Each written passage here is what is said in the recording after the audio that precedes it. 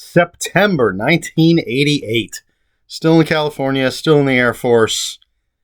I can't think of anything exciting that was going on in my life at the time, except maybe for the books I've read. But I will share this with you. This is the notebook that I keep my notes in.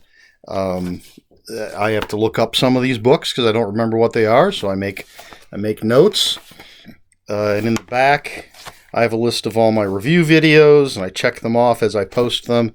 And this thing is so old, you can see that it is falling apart. It is so well used, maybe. The ribbon bookmark came out of it. But it's still a good, worthwhile notebook. And the elastic band still works.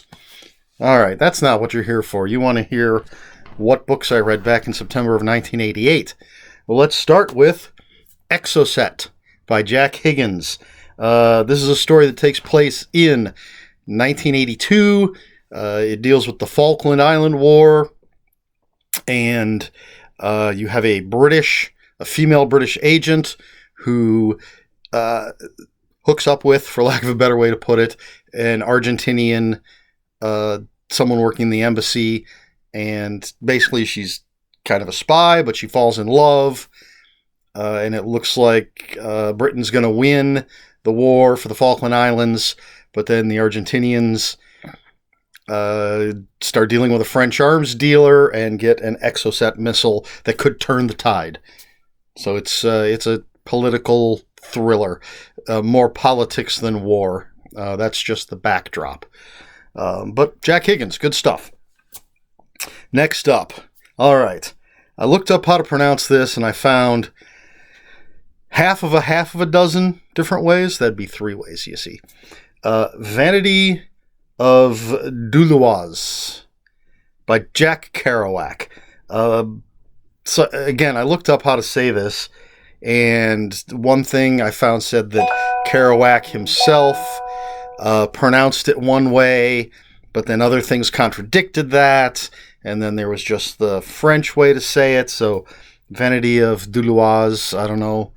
By Jack Kerouac. I believe this is the only Jack Kerouac I've ever read. I was not impressed.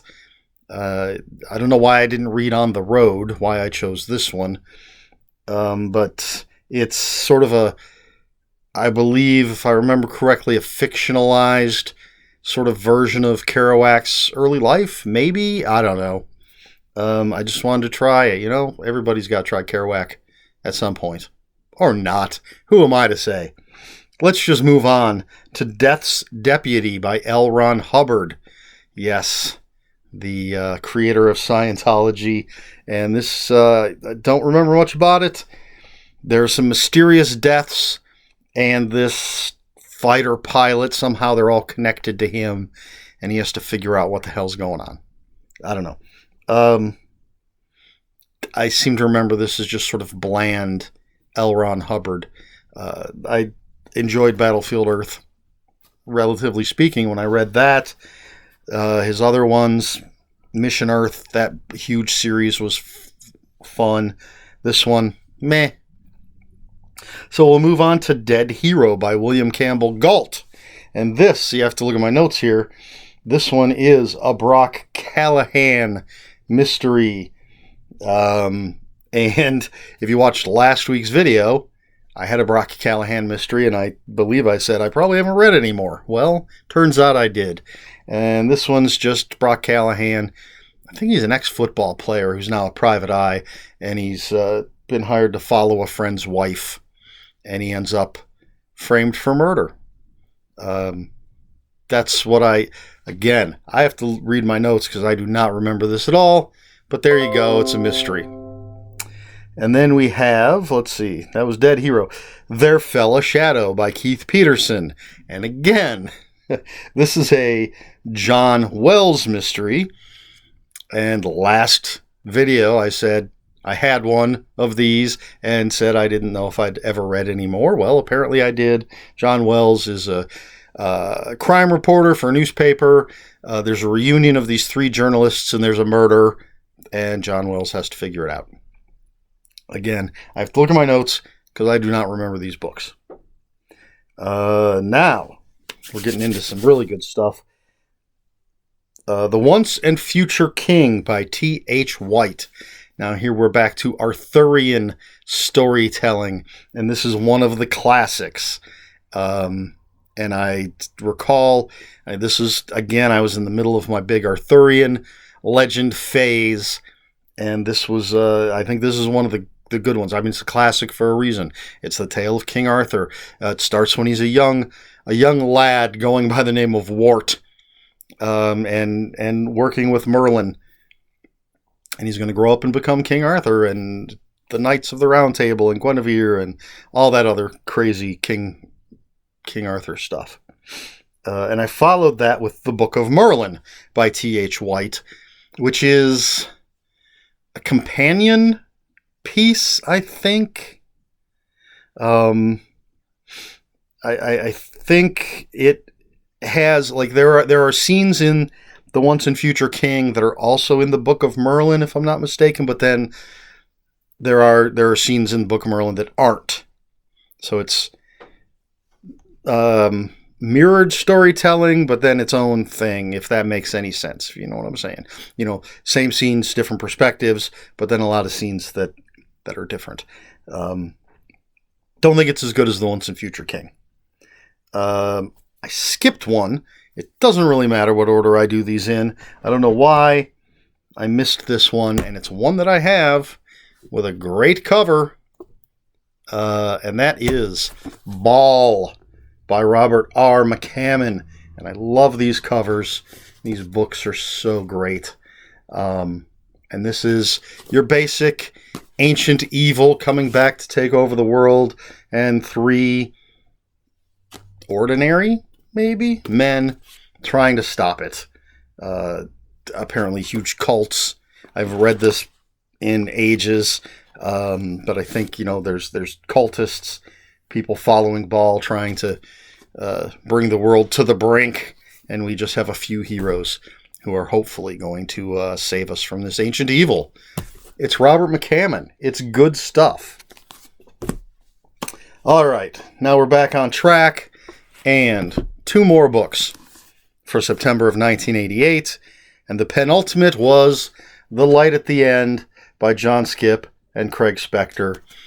I've talked about it before. This was, for the longest time, my favorite horror novel ever. It's a vampire novel. It's a punk rock, splatterpunk vampire novel. It is fantastic. If you haven't read it and you're a horror fan, you should pick it up and read it. It is so good. And then the last book I read in September of 1988 was The Cleanup by John Skipp and Craig Spector. The first of their novels that I read, the second of their novels to come out. The story of Billy Rowe, who, after witnessing a murder and sort of lamenting that he's powerless to make the world a better place, is visited by an entity that gives him the power to make the world a better place. But things aren't always what they seem, and things don't go the way they're planned. And it's a fantastic book. I've read both of these numerous times. As you can see, since I've already talked about them in previous videos. So that's it. Excuse me, for September of 1988.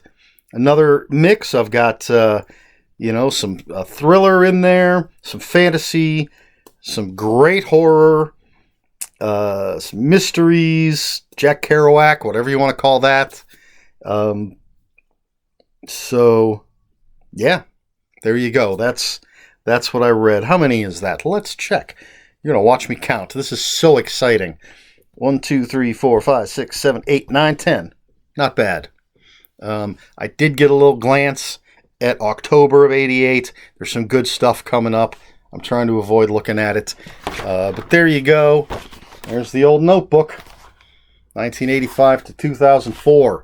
We're going to work through this, and then I got another notebook that starts with 2005 and moves on. Will I get through all of this? Who knows? But thanks for coming along on the adventure. All right, that's all I've got. So, If you have any comments, questions, or corrections, please put them in the comments below. Comments are open for spoilers. Just post a spoiler warning. We try to be polite here on my channel. Please like, share, and subscribe. And what else? If you want to follow me on social media, my Twitter is @Ronin5757, and my Instagram, where I share pictures of books and comics that I've purchased, tabletop games that I'm playing, and the occasional cat. My Instagram is ErikSmith5757. That's Eric with a K, ERIKSMITH 5757. That's it. So until next time, read more books.